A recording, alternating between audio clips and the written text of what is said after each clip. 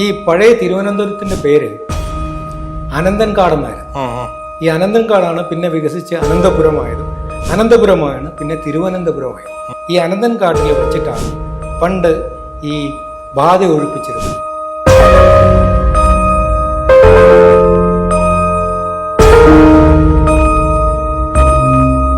മനസ്സിന്റെ ശക്തിയെ മരുന്നായും ആയുധമായും ഉപയോഗിച്ചിരുന്നു ഒരു സമയത്ത് ഈ ഭാരതം. ആയുധം നല്ല ലക്ഷ്യത്തിനും ചീത്ത ലക്ഷ്യത്തിനും ഉപയോഗിക്കാം. അപ്പൊ നല്ല ലക്ഷ്യത്തിന് ഉപയോഗിക്കുന്നതിന് സത് മന്ത്രവാദമാണ്, ചീത്ത ലക്ഷ്യത്തിന് ഉപയോഗിക്കുന്നതിന് ദുർമന്ത്രവാദവും.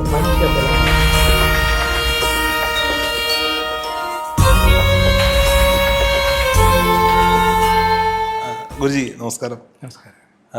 തിരുവനന്തപുരം നഗരത്തിനോടടുത്ത് 15 ഏക്കറിലായി വിസ്തൃതിയിൽ കിടക്കുന്ന ഇൻറ്റിമസി ഹീലിംഗ് വില്ലേജ്, ഒരുപാട് ഹീലിംഗ് സെൻറ്ററുകളൊക്കെ നമ്മൾ കണ്ടിട്ടുണ്ടെങ്കിൽ ഇതൊരു ഭൂപ്രകൃതി, അതിൻ്റെ ഒരു പ്രകൃതി സൗന്ദര്യം കൊണ്ടൊക്കെ വളരെ അനുഗ്രഹിച്ച ഒരു സ്ഥലത്താണ് നിൽക്കുന്നത്.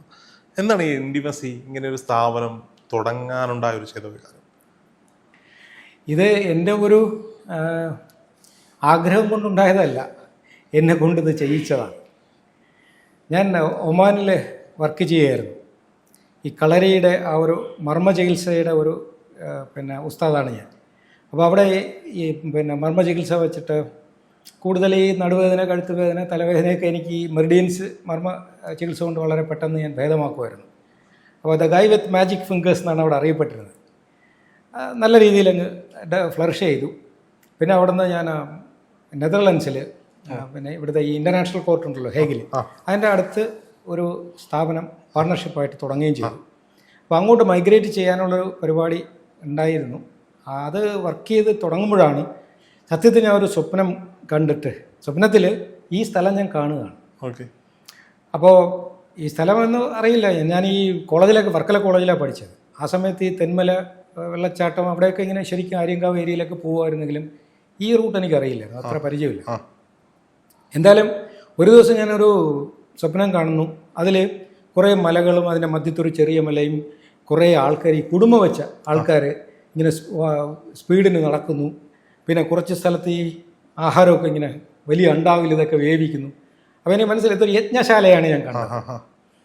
അപ്പോൾ പെട്ടെന്ന് ഉണർന്നു. അപ്പോൾ സാധാരണ ഞാൻ സ്വപ്നം കാണാറില്ലായിരുന്നു, ഒരു ഡെപ്തിലുള്ള ഉറക്കമാണ് സാധാരണ ഉണ്ടായിരുന്നത്. പക്ഷേ ഈ സ്വപ്നം എനിക്ക് വീണ്ടും അടുത്ത ദിവസം അതുപോലെ കണ്ടു. അപ്പോൾ എനിക്ക് മനസ്സിലായത് ഇത് ഗുരുക്കന്മാരെന്തോ നിർദ്ദേശിക്കുകയാണ്. ഈ ഗുരുക്കന്മാർ സാധാരണ രീതിയിൽ 4 രീതിയിലാണ് ഊർജ്ജ സംവേദനം നടത്തുന്നത്. അത് ദൃശ്യം, സ്പർശം, പിന്നെ ശ്രവണം, സ്വപ്നം, ഇങ്ങനെ 4 രീതിയാണ്.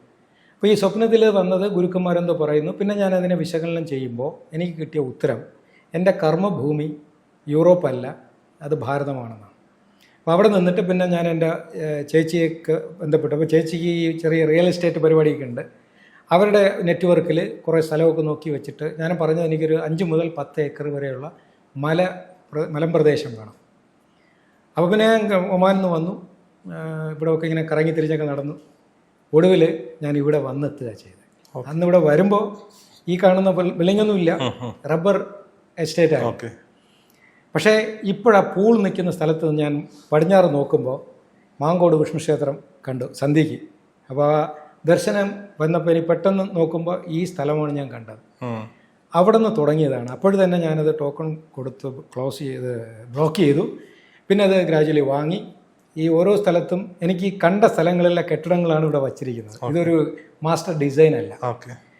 പിന്നെ അതിൻ്റെ കംപ്ലീഷൻ ഡ്രോയിങ് ഒക്കെ വരുത്തിയാണ് പിന്നെ നമ്മൾ അപ്ലൈ ചെയ്യുകയൊക്കെ ചെയ്തത്. എന്തായാലും അങ്ങനെയാണ് ഞാനിവിടെ എത്തിയത്. പിന്നീടാണ് ഇത് അന്വേഷിക്കുമ്പോൾ ഈ പഴയ തിരുവനന്തപുരത്തിൻ്റെ പേര് അനന്തൻകാടെന്നായിരുന്നു. ഈ അനന്തൻകാടാണ് പിന്നെ വികസിച്ച് അനന്തപുരമായതും അനന്തപുരമാണ് പിന്നെ തിരുവനന്തപുരമായത്. ഈ അനന്തൻകാട് ഇന്നുമുണ്ട്. എവിടെ അറിയോ? പത്മനാഭസ്വാമി ക്ഷേത്രത്തിനോട് ചേർന്നൊരു സർപ്പക്കാവുണ്ട്. ആ സർപ്പക്കാവിൻ്റെ പേര് അനന്തൻകാടെന്നാണ്. ഈ അനന്തൻകാടിൻ്റെ ഒരു വലിയ എന്താണ് വിസ്തൃതമായൊരു ഏരിയ ആയിരുന്നു പഴയ തിരുവിതാംകൂർ. അപ്പോൾ നമുക്ക് മനസ്സിലാകാത്ത അല്ലെങ്കിൽ നമ്മുടെ അറിവിൽപ്പെടാത്ത ഒരുപാട് ആശയങ്ങൾ ഈ നാട്ടിലുണ്ട്. ഈ സ്ഥലങ്ങളൊക്കെ അനന്തൻകാടിൻ്റെ ഭാഗമായിരുന്നിരിക്കും അല്ലേ? ആണ്. പത്മനാഭസ്വാമി ക്ഷേത്രത്തുമായിട്ട് ബന്ധപ്പെട്ട ക്ഷേത്രമാണ് ഈ മാങ്കോട് വിഷ്ണു ക്ഷേത്രം. അതായത് ഈ തമിഴ് പാടലുകളിൽ അഗസ്ത്യമുനിയുടെ പേര് അനന്തശയനം കുംഭമുനി എന്നാണ് പറഞ്ഞത്. കൊടവേറുള്ള ചെറിയ മുനി.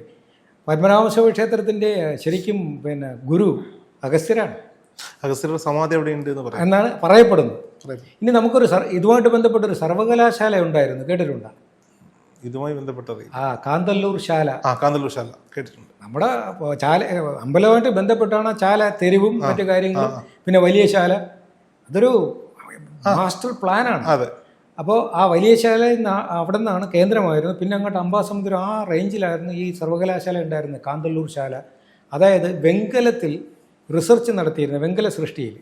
നളന്ദ സർവകലാശാലയിൽ നിന്ന് ഈ ലോഹ മെറ്റലർജിയിൽ കോഴ്സ് കഴിഞ്ഞിട്ട് അതിൻ്റെ മാസ്റ്റർ സ്റ്റഡീസിന് വന്നിരുന്ന ശാലയാണ് കാന്തല്ലൂർ ശാല. ഇതെല്ലാം നമ്മുടെ പിന്നെ ബോധപൂർവമോ അബോധപൂർവമായ ചരിത്രത്തിൽ നിന്നതിനെയൊക്കെ ഇറാഡിക്കേറ്റ് ചെയ്യുകയോ എലിമിനേറ്റ് ചെയ്യുകയാണ്. എന്തായാലും ഞാൻ പറഞ്ഞു വരുന്നത്, പിന്നെ ഞാനിതിൻ്റെ ആഴം പഠിച്ചപ്പോൾ ഈ അനന്തൻകാട്ടിൽ വച്ചിട്ടാണ് പണ്ട് ഈ ബാധ ഒഴിപ്പിച്ചിരുന്നത്. ഓക്കെ. ബാധ ഒഴിപ്പിക്കുന്നത് കേൾക്കുമ്പോൾ ഇന്ന് നമ്മുടെ മനസ്സിൽ വരുന്നത് ഈ എന്താണ് പറ്റിപ്പ് സന്യാസിമാർ കോലം എന്നല്ലേ വരുന്നത്. സത്യത്തിൽ അത് വീണ്ടും അൾട്രാ മോഡേൺ സയൻസാണ്. Energy can neither be created no be destroyed ഞാൻ പറഞ്ഞല്ലോ. അപ്പോൾ ഒരു ഊർജ്ജത്തെ ഒഴിപ്പിക്കാനേ പറ്റുമോ, നശിപ്പിക്കാൻ പറ്റില്ല. പിന്നെ മനഃശക്തി കൊണ്ട് ഇന്ന് ക്വാണ്ടം ഹീലിംഗ് എന്നൊരു ചികിത്സാ സംവിധാനം വളർത്തിക്കൊണ്ട് വരുന്നുണ്ട്. Where medicine fails there mind can win. ഇപ്പോഴാണ് പഠിച്ചു വരുന്നത്. അപ്പോൾ മനസ്സിൻ്റെ ശക്തിയെ മരുന്നായും ആയുധമായും ഉപയോഗിച്ചിരുന്നു ഒരു സമയത്ത് ഈ ഭാരതം. അപ്പോൾ പെട്ടെന്ന് കേട്ടിട്ടുണ്ടാവും, നമ്മുടെ ഈ തിരുവിതാംകൂർ ചരിത്രരേഖകളിലൊക്കെ ദുർമന്ത്രവാദം ഒരുപാടുണ്ടായിരുന്നു. അപ്പോൾ ഒരു സർജിക്കൽ ബ്ലേഡ് ഒരു സർജൻ്റെ കയ്യിൽ കിട്ടിയാൽ അവനത് ഓപ്പറേഷൻ തിയേറ്ററിൽ ഒരു ജീവിതത്തെ കൊടുക്കാനത് ഉപയോഗിക്കും. എന്നാൽ അവൻ ആക്രമിക്കപ്പെട്ടാൽ ചിലപ്പോൾ അതേ ആയുധം തന്നെ അവൻ ഒരു ജീവൻ എടുക്കാൻ ഉപയോഗിക്കും. അപ്പോൾ ഒരു സ്ഥലത്ത് അതൊരു ഉപകരണവും മറുസ്ഥലത്ത് അതൊരു ആയുധവുമാണ്. ഇതുപോലെയാണ് മനഃശക്തി. അത് ഒരു സ്ഥലത്ത് അത് ഉപകരണവും മറുസ്ഥലത്ത് അത് ആയുധമായും ഉപയോഗിക്കാം. ആയുധം നല്ല ലക്ഷ്യത്തിനും ചീത്ത ലക്ഷ്യത്തിനും ഉപയോഗിക്കാം. അപ്പോൾ നല്ല ലക്ഷ്യത്തിന് ഉപയോഗിക്കുന്നതിനെ സത് മന്ത്രവാദമെന്നും ചീത്ത ലക്ഷ്യത്തിന് ഉപയോഗിക്കുന്നതിനെ ദുർമന്ത്രവാദമെന്നും പറയും. അപ്പോൾ പെട്ടെന്ന് അമ്പലത്തിലുള്ള അല്ലെങ്കിൽ കൊട്ടാരത്തിലുള്ള ഒരു ഇളമ്പറ തമ്പുരാനന് ക്ഷയം വന്നു. അപ്പോൾ രാജവൈദ്യം നോക്കുന്നു. അപ്പോൾ പറയും ഇത് മരുന്നുകൊണ്ട് മാറില്ല, കാരണം മൂലകാരണം മനസ്സാണ്. എവിടെയോ ഇരുന്നിട്ട് മനഃശക്തി കൊണ്ട് ഇവനിൽ രോഗത്തെ സന്നിവേശിപ്പിച്ചതാണ്.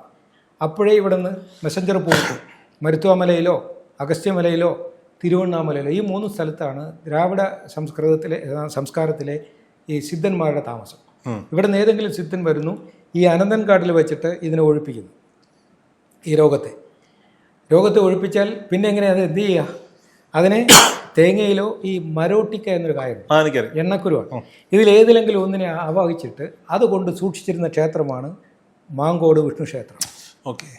എന്നിട്ട് കൃത്യമായ ഗ്രഹനിലകൾ ഒത്തുവരുമ്പോൾ ഇവർ ഈ പിന്നെ കളക്ഷനും കൊണ്ടെത്തി ഒരു പന്തവും കൊളുത്തി രാത്രിയുടെ ചില യാമങ്ങളിൽ വന്നിട്ട് പന്തം ഒരു സ്ഥലത്ത് കുത്തി നിർത്തി അവിടെ വച്ച് ഈ ഊർജ്ജത്തെ സന്നിവേശിപ്പിച്ച ഊർജ്ജത്തെ വീണ്ടും അതിനെ പുറത്തെടുക്കും. ഈ രോഗകാരകമായ ഊർജ്ജം 3 വിധത്തിലാണ്. അത് മെയിൽ എനർജി ഉണ്ട്, പിന്നെ ഫീമെയിൽ എനർജി ഉണ്ട്, യൂനക്കുണ്ട്, നപുംസകങ്ങളുണ്ട്. അപ്പോൾ ഇതിൻ്റെ ഗുണമനുസരിച്ചിട്ട് ഈ ഊർജ്ജത്തെ പല ചെടികളിലേക്ക് കടത്തിവിടും. ഈ ചെടികളുടെ പ്രത്യേകത എന്താണ്? ഏത് നെഗറ്റീവ് എനർജിയും പോസിറ്റീവാക്കി മാറ്റുന്നത് ചെടികൾക്കേ കഴിയും. ഉദാഹരണത്തിന് നാം ശ്വസിക്കുന്നത് ഓക്സിജന്, എടുക്കുന്ന ഓക്സിജൻ, വിടുന്നതോ കാർബൺ ഡൈ ഓക്സൈഡ്. ഇതാരാ സ്വീകരിക്കുന്നത്? സസ്യങ്ങളാണ്. ഇവിടെ കുറച്ച് അഴുകിയ മാംസം ഇരുന്നാൽ അത് നമുക്ക് ഹൈഡ്രജൻ പെറോക്സൈഡും വിഷമാണ്. ഇതിനെ എടുത്തൊരു നാരകത്തിൻ്റെയോ ആപ്പിളിൻ്റെയോ മൂട്ടിൽ കുഴിച്ചിട്ടാൽ മാസങ്ങൾ കഴിയുമ്പോൾ അതിനകത്തുനിന്നൊരു ഫലം നമുക്ക് തരും. ഈ അഴുകിയ മാംസത്തെ ഈറ്റബിളാക്കി ആക്കിയാ തരുന്നത് ആരാ തരുന്നത്? ചെടികൾ. ഇതുകൊണ്ടാണ് ചെടികളെ സംരക്ഷിക്കാനൊരു ആയുർവേദം പോലും നമുക്കുണ്ടായിരുന്നു, വൃക്ഷ ആയുർവേദം. എത്ര പേര് കേട്ടിട്ടുണ്ട്? ദശകൂപ ഏകവാപി, ദശവാപി ഏക നദി, ദശനദി ഏകപുത്ര, ദശപുത്രോ ഏക വൃക്ഷ. കേട്ടിട്ടുണ്ടോ? ആര് പഠിക്കുന്നു? അതായത് ഒരു ഗ്രാമത്തിൽ 10 കിണറുകൾ കുഴിച്ചാൽ നിങ്ങൾ ഒരു കുളത്തിന് സമം പ്രയോജനം, 10 കുളങ്ങൾ ഒരു നദിക്ക് സമം പ്രയോജനം, 10 നദികൾ ഒരു പുത്രന് സമം പ്രയോജനം, 10 പുത്രന്മാർക്ക് സമം ഒരു വൃക്ഷം. ഒന്ന് ആലോചിച്ച് നോക്കിയേ. അപ്പോൾ ആ രീതിയിലാണ് ചെടികളെ ഇവിടെ സംരക്ഷിച്ചിരുന്നത്. എന്തായാലും ഈ പന്തവും കൊണ്ടുവന്ന് ഈ കുത്തി നിർത്തിയിട്ട് ഇവിടെ വെച്ച് ഇതിനെ ഒഴിപ്പിക്കുന്നത് ഈ 10 കൽപ്പങ്ങളിലേക്ക് ഇതിനെ കടത്തിവിടും. അതായത് നെഗറ്റീവ് ഊർജ്ജത്തെ പോസിറ്റീവാക്കി മാറ്റാൻ കഴിയുന്ന 10 കൽപ്പങ്ങൾ. അതിൻ്റെ മെയിൽ എനർജിയാണ് കൂടുതലും ഈ കൂവളം, വേപ്പ് ഇതൊക്കെ. ഫീമെയിൽ എനർജിയാണ് പാല, താന്നി മുതലൊക്കെ. നപുംസകമാണ് ഈ ചാര് അങ്ങനെയൊക്കെ. അപ്പോൾ ഇതിന് ഇങ്ങനെ 10 കൽപ്പങ്ങൾ, 10 പൂക്കൾ സമൃദ്ധമായി വിളഞ്ഞിരുന്ന ഒരു ഊരുണ്ടായിരുന്നു പണ്ട്. അതാണ് പൂപത്ത് ഊര്. ആ പൂപത്തൂർ ഗ്രാമമാണ് ഇന്നത്തെ പൂവത്തൂർ ഗ്രാമം. ഈ ക്ഷേത്രത്തിൽ നിന്ന്, പൂവത്തൂർ വിഷ്ണു ക്ഷേത്രത്തിൽ നിന്ന് പന്തവും കൊടുത്തിക്കൊണ്ട് ഒരു വിളയിലാണ് ഈ പന്തംവിള. ആ പന്തംവിള എന്ന 8 ഏക്കറാണ് നിയോഗം പോലെ എൻ്റെ ഉടമസ്ഥയിൽ വന്നു ചേർന്നത്. ആ സ്ഥലത്താണ് ആദ്യം ഞാൻ ഈ 8 ഏക്കറാണ് വാങ്ങുന്നത്. പിന്നീടാണ് ഇതിൻ്റെ എക്സ്പാൻഷനുമായിട്ട് ബന്ധപ്പെട്ട് കുറച്ച് സ്ഥലം കൂടെയൊക്കെ വാങ്ങിയത് 15 ഏക്കറായത്. എന്നിട്ട് ഞാൻ പറഞ്ഞല്ലേ, ഒരു ഗുരു നിർദ്ദേശം പോലെ എന്നെ കൊണ്ടിത് ചെയ്യിക്കുകയായിരുന്നു. ശരി. എന്നിട്ട് ഇൻഡിമസി എന്ന പേര് പോലും ഇന്ത്യയും തത്വമസിയുടെ അസിയും കൂടെ ചേർന്ന് ഇൻഡിമസി എന്ന പേരാണ് വന്നത്. അത് മാത്രം ഞാൻ ആലോചിച്ചത്. ഞാൻ സത്യം പറഞ്ഞാൽ ഞാൻ വരുന്ന വഴിക്ക് നമ്മൾ അറിയാമെങ്കിൽ പോലും ആ ബോർഡ് കണ്ടപ്പോൾ അവിടെ ഒരു സൂചനാ ബോർഡ് വെച്ചിട്ടുണ്ട്. എന്തായിരിക്കും ഇങ്ങനെ ഒരു പേര് ഞാൻ ആലോചിച്ചു. അതായത് നിന്റെ പ്രാർത്ഥനകളുടെ ഫലം വരുന്നത് നിന്നിൽ നിന്ന് തന്നെയാണ്. തത്, അത് ഈശ്വരൻ, ത്വം, നീ അസിയാകുന്നു എന്നാണ്. ആ തത്വമസിയിലെ അസിയും ഇന്ത്യ എന്ന ആ ഒരു പൗരാണിക പൈതൃകമാണ് നമ്മെ ഇത് പഠിപ്പിക്കുന്നത്. അതുകൊണ്ടാണ് അത് ഇൻഡിമസി എന്ന പേരായത്. അതുമല്ല, ഇതൊരു ഗ്രാമമാണ്. ഇന്നത്തെ ഇന്ത്യ അല്ല പഴയ ഭാരതം. ഇന്ത്യ എന്ന പേര് വന്നത് ബ്രിട്ടീഷുകാർക്ക് ശേഷമാണത് വളരെ പോപ്പുലറായത്. യഥാർത്ഥത്തിൽ ഹിന്ദുസ്ഥാനും ഭാരതവുമായിരുന്നു. അന്നത്തെ ഭാരതം എന്ന് പറഞ്ഞാൽ ഇന്നത്തെ India, Bangladesh, Burma, Sri Lanka, Afghanistan, Mauritius, Indonesia, ഇതിങ്ങനെ അങ്ങ് ഒരു വലിയ സാംസ്കാരിക കൂട്ടായ്മയായിരുന്നു. ഈ വലിയ ചക്രവർത്തി പദങ്ങളെ സൃഷ്ടിച്ചിരുന്നത് ചെറു ഗ്രാമങ്ങളായിരുന്നു, സ്വയം പര്യാപ്തമായ ഗ്രാമങ്ങൾ. അതാണ് ഇദ്ദേഹം നമ്മുടെ ഗാന്ധിജിയുടെ ഗ്രാമ സ്വരാജ്, സ്വയം പര്യാപ്തമായ ഗ്രാമങ്ങൾ. ആ സ്വയം പര്യാപ്തമായ ഗ്രാമങ്ങൾ ചേരുന്ന നാട്ടുരാജ്യങ്ങളും നാട്ടുരാജ്യങ്ങൾ ചേരുന്ന ചക്രവർത്തി പദങ്ങളുമായിരുന്നു പഴയ ഭാരതം. അപ്പോൾ ഈ ഗ്രാമത്തിൻ്റെ പ്രത്യേകത, ഓരോ ഗ്രാമത്തിനും ഒരു പൂർണ്ണ ഗ്രാമമാകണമെങ്കിൽ ആ ഗ്രാമത്തിൻ്റെ കവാടം കടന്നു വരുന്നാൽ ആദ്യം കാണേണ്ടത് ഒരു ഗോശാലയാണ്. ഗോശാല കഴിഞ്ഞാൽ ഒരു സ്ഥലത്തേക്ക് നോക്കുമ്പോൾ വാസഗൃഹം, മറുസ്ഥലത്ത് കൃഷിസ്ഥലം. അത് കഴിഞ്ഞാൽ പിന്നീട് ഒരു കുളം, ഗ്രാമത്തിലൊരു കുളം ഉണ്ടാകും. കുളത്തിന് സമീപം ഒരു ചർച്ചാമണ്ഡപം, ചർച്ചാമണ്ഡപത്തിനോട് ചേർന്ന് ഒരു പ്രദർശനത്തട്ട്, ഇന്നത്തെ ആംഫി തിയേറ്റർ, അതോടൊപ്പം ഒരു കുഴിക്കളരി, ഒരു കളരി ചികിത്സാ കേന്ദ്രം. ഇത്രയും ചേർന്നാലേ ഒരു പൂർണ്ണ ഗ്രാമമാവും. അത് ഒരു ശരിക്കൊരു ജോയിൻറ്റ് ഫാമിലിയാണ്. അതിൻ്റെ പ്രത്യേകത, ഗ്രാമവാസികളെല്ലാവരും കുളക്കടവിൽ കൂടും. കുളക്കടവിൽ വെച്ചിട്ടാണ് ഇവർ ചർച്ചകൾ ചെയ്യുന്നത്, ഗ്രാമത്തിൻ്റെ കാര്യങ്ങളൊക്കെ തീരുമാനിക്കുന്നത്. അവിടെ വെച്ചിട്ടാണ് ഗുരുക്കന്മാരോ അല്ലെങ്കിൽ മറ്റ് ഈ സംഗീതം അങ്ങനെയുള്ളതെല്ലാം, അതിനാണ് ഈ ആംഫി തിയേറ്റർ, പ്രദർശനത്തട്ട്. പിന്നെ ആൺ പെൺ വ്യത്യാസമില്ലാതെ എല്ലാവരും കളരിയിൽ പോകും. കളരിയുടെ പ്രത്യേകത, എല്ലാത്തിനും ബാൽക്കണി ഉണ്ടാവും. ബാൽക്കണി എന്ന് പറയുമ്പോൾ ആൾക്കാർ ധരിക്കുന്നത് എല്ലാവർക്കും കാണാനാണെന്ന്. യഥാർത്ഥത്തിൽ ബാൽക്കണി വെച്ചിരുന്നത് ഈ സൈന്യത്തിലേക്കുള്ള റിക്രൂട്ട്മെൻറ്റിന് വർഷത്തിൽ 1-2 പ്രാവശ്യം ആൾക്കാർ വരും. അപ്പോൾ ഒരു അഭ്യാസിയുടെ ശരിക്കുള്ള ആ ഒരു മെയ്വഴക്കവും പെർഫെക്ഷനും അറിയണമെങ്കിൽ ഏരിയൽ വ്യൂ ആണ്. അപ്പോൾ ഈ റിക്രൂട്ട് ചെയ്യുന്നവന് മുകളിൽ നിന്നാണ് ഇവൻ്റെ പയറ്റ് കാണേണ്ടത്. അപ്പോഴാണ് ഓരോരുത്തരെ സെലക്ട് ചെയ്യും സൈന്യത്തിലേക്ക്. അപ്പോൾ സൈന്യത്തിലേക്ക് എത്ര ആൾക്കാരെ കൊടുക്കുന്നു അതനുസരിച്ചിട്ടാണ് അവന് പണക്കിഴി കൊട്ടാരത്തിൽ നിന്ന് വരുന്നത്. ഈ തച്ചോളി കളരികൾക്കൊക്കെ ഇങ്ങനെ കാൽപ്പട്ടിയിലാണ് പണം വന്നുകൊണ്ടിരുന്നത്. അത്ര യോദ്ധാക്കളെ കൊടുക്കുമായിരുന്നു. പക്ഷേ ഒരു യുദ്ധത്തിന് പോകുന്ന യോദ്ധാവിന് അവനൊരു പകുതി ഡോക്ടറായിരിക്കണം, കാരണം സ്വയം മാനേജ് ചെയ്യണം. അപ്പോൾ അതിനു വേണ്ടിയാണ് അതിനോട് ചേർന്നൊരു കളരി ചികിത്സാ കേന്ദ്രം ഉണ്ടായിരുന്നു. ഈ കളരി ചികിത്സാ കേന്ദ്രം പണ്ടത്തെ യഥാർത്ഥ സൂപ്പർ സ്പെഷ്യാലിറ്റി ഹോസ്പിറ്റൽ പോലെയായിരുന്നു. അതിനകത്ത് ഈവൻ മനഃശക്തിയെ കൊണ്ട് ഈ എതിരാളിയെ നിശ്ചലമാക്കുന്ന തത്വങ്ങൾ വരെ സമ്മനക്രിയകൾ വരെ പഠിപ്പിച്ചിരുന്നു.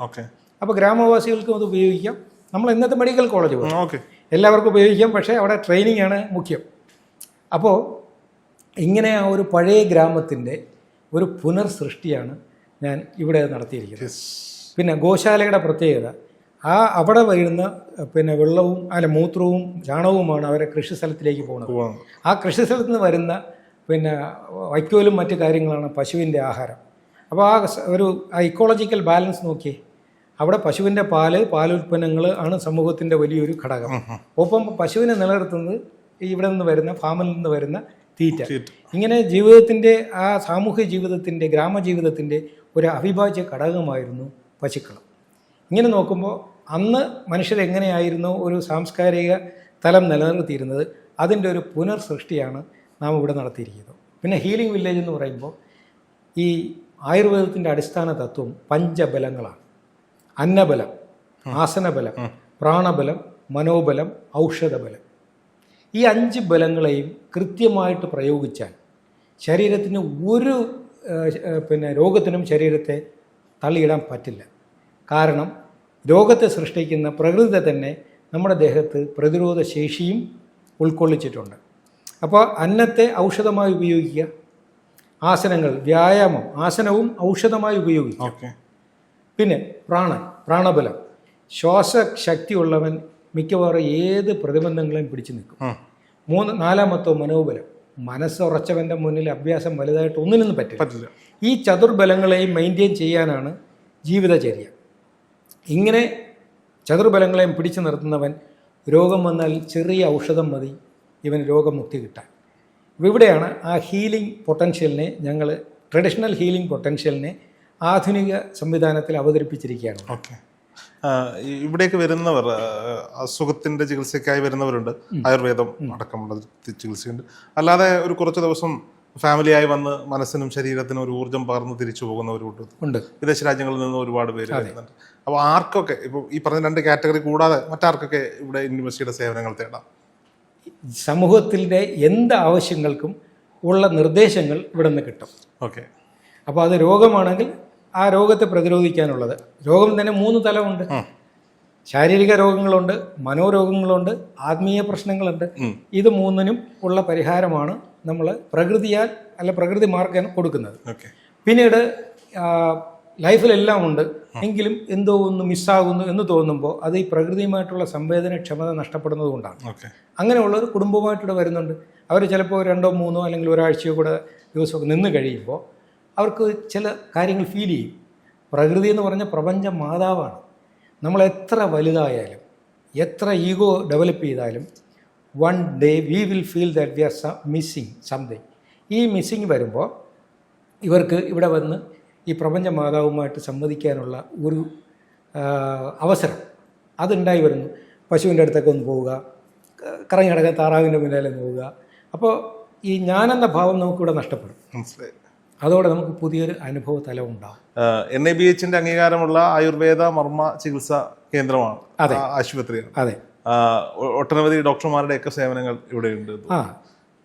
NABH എന്ന് പറയുമ്പോൾ നമ്മുടെ ആയുർവേദ സിദ്ധ ഹോസ്പിറ്റലാണ്. പിന്നെ 7 ഡോക്ടർമാരുണ്ട്. പിന്നെ ഈ അത്യാവശ്യം എമർജൻസി സംവിധാനങ്ങൾക്ക് വേണ്ടിയിട്ട് അടുത്ത് തന്നെ ലോക മെഡിസിറ്റി, പിന്നെ SUT മെഡിക്കൽ കോളേജ്, അവർ 2 പേരുമായിട്ടാണ് നമ്മൾ ടൈപ്പ്.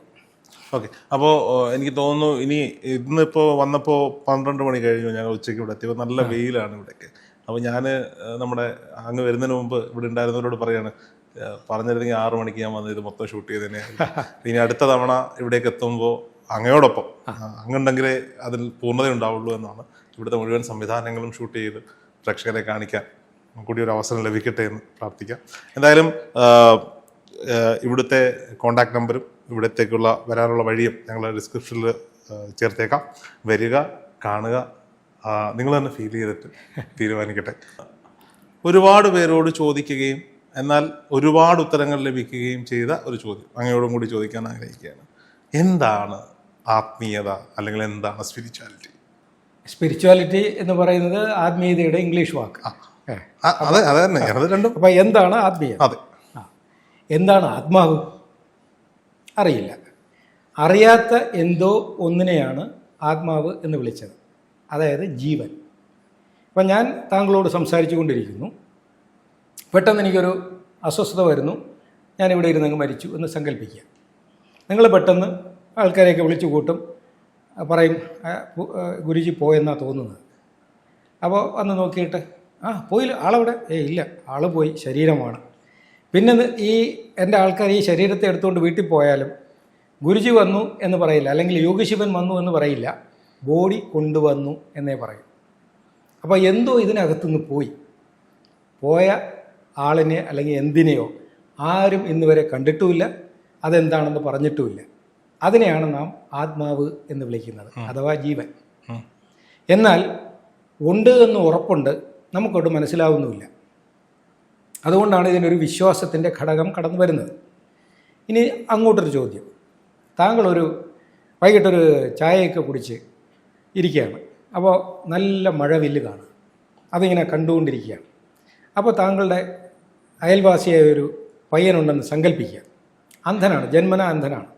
ഇവനടുത്ത് വന്നു, അങ്കിളെ, എന്താടാ അങ്കിൾ എന്ത് ചെയ്യുന്നു? എടാ ഞാനായി മഴവില്ല് കണ്ടുകൊണ്ടിരിക്കുക. ഇവൻ ചോദിക്കുകയാണ്, അങ്കിളെ ഈ മഴവില്ലെന്ന് പറഞ്ഞാൽ എന്താ? എന്ത് മറുപടി പറയും? എന്ത് പറഞ്ഞാലും പിന്നീട് അടുത്ത ചോദ്യം അതിനകത്ത് ഉണ്ടാവും. അപ്പോൾ എന്ത് പറയും? അതെടാ കുറച്ച് നിറങ്ങൾ, അതെന്താണ്? അപ്പോൾ ഇവന് ബുദ്ധിശക്തി ഉള്ളവനാണ്. അവന് കീപ്പ് ഓൺ ആസ്കിങ് ക്വസ്റ്റ്യൻസ്. അവൻ ഒരിക്കലും ഈ സാധനം എന്താണെന്ന് മനസ്സിലാക്കില്ല. അതിനർത്ഥം അവനെ സംബന്ധിച്ചിടത്തോളം എന്തൊക്കെയോ പറയുന്നു, ഇല്ലാത്ത എന്തോ പറയുന്നു, അതിലവൻ വിശ്വസിക്കേണ്ടി വരുന്നു. പുള്ളിക്കറിയാവുന്ന ഒരു നിറം കറുപ്പാണ്. അപ്പോൾ ഈ പറഞ്ഞു കേട്ട് വെച്ച് കുറേ സങ്കല്പങ്ങൾ അവൻ തന്നെ ഒന്ന് ക്രിയേറ്റ് ചെയ്ത് എന്തോ അവൻ അനുഭവിക്കും. ഇതാണ് ഈ അങ്കിൾ പറയുന്ന സാധനം എന്ന് പറയും. ഇതുപോലെയാണ് നാം ഈ ഗുരുക്കന്മാർ പറഞ്ഞ എന്തോ സാധനത്തെയാണ് ഈ ദൈവം, ആത്മാവ് എന്നൊക്കെ വിളിക്കുന്നത്. എന്തുകൊണ്ട്? We are spiritually blind. നമുക്ക് ആന്തരികമായ ദൃഷ്ടി തുറന്നിട്ടില്ല.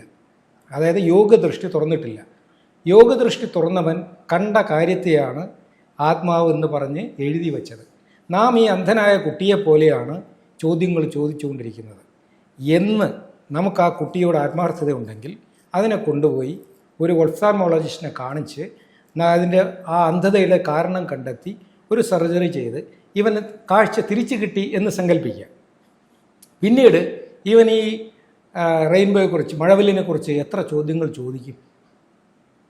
അവൻ്റെ ചോദ്യങ്ങൾ അതോടെ ഇല്ലാതാകുകയാണ്, അനുഭവമാകുകയാണ് ചെയ്യുന്നത്. അവനും മറ്റൊരു അന്ധനെ കാണുമ്പോൾ താങ്കൾ അനുഭവിച്ച ഇതേ ബുദ്ധിമുട്ട് അനുഭവിക്കേണ്ടി വരും. ഞാനും ഇന്ന് അതാണ് അനുഭവിക്കുന്നത്. ഇതേ ചോദ്യങ്ങൾ എനിക്കും ഉണ്ടായിരുന്നു. ഒടുവിൽ എനിക്ക് മനസ്സിലായി, എൻ്റെ മൂന്നാമത്തെ കണ്ണ്, യോഗദൃഷ്ടി, ശിവദൃഷ്ടി തുറക്കാത്തിടത്തോളം കാലം എൻ്റെ ചോദ്യങ്ങൾക്ക് ഉത്തരം കിട്ടില്ല എന്ന് ബോധ്യമായപ്പോൾ ഞാൻ അതന്വേഷിച്ച് അത് തുറക്കേണ്ട വിദ്യ കണ്ടെത്തി, ഗുരുവിനെ കണ്ടെത്തി, ഞാനത് പ്രാക്ടീസ് ചെയ്തു. യോഗദൃഷ്ടി തുറന്നു, സിക്സ്ത് സെൻസ് ആക്ടിവേഷൻ. അത് തുറന്നു കഴിഞ്ഞപ്പോൾ എൻ്റെ ചോദ്യങ്ങൾക്കെല്ലാം ഉത്തരം കാണുകയല്ല ചെയ്തത്, ചോദ്യങ്ങളെ ഇല്ലാതാകുക ചെയ്തത്. യെസ്, അനുഭവം ഉള്ളിൽ നിന്ന് തെളിഞ്ഞു വരികയാണ്. അത് ഉള്ളിൽ നിന്നല്ല, യഥാർത്ഥത്തിൽ അതിന് വിശദീകരണമില്ല. കാരണം അതാണ് അനന്തം. ഒംനിപൊട്ടൻറ്റ്, ഒംനിപ്രസൻറ്റ് ആൻഡ് ഒംനീഷ്യൻ്റ് എന്ന് പറയുന്നത് സർവശക്തനും സർവവ്യാപിയും സർവം സഹനുമായ എന്തോ ഒന്ന്. It is beyond our comprehension. നമ്മുടെ ബോധത്തിനും അപ്പുറത്തേക്ക്. നാരായണ ഗുരു പറഞ്ഞതെന്താണ്? അറിവിലും ഏറിയ അറിഞ്ഞിടുന്നവൻ. അതായത് നമ്മുടെ ഇന്ദ്രിയങ്ങൾക്കപ്പുറത്തേക്ക് ഒരു അറിവുണ്ട്, അതിന് കണ്ണുകൾ 5 ഉള്ളടക്കി, 5 ഇന്ദ്രിയങ്ങളെയും ഉള്ളിലേക്ക് ഒതുക്കി. പതഞ്ജലിയും പറഞ്ഞ ഇത് തന്നെയാണ്, ചിത്തവൃത്തി നിരോധ. ആ ഒരു വ്യായാമത്തിലൂടെ, സാധനയിലൂടെ മാത്രമേ ഈ ചോദ്യത്തിന് ഉത്തരം അനുഭവമാവുള്ളൂ. അത് വിശദീകരിക്കാൻ കഴിയില്ല. Thank you. വെൽക്കം.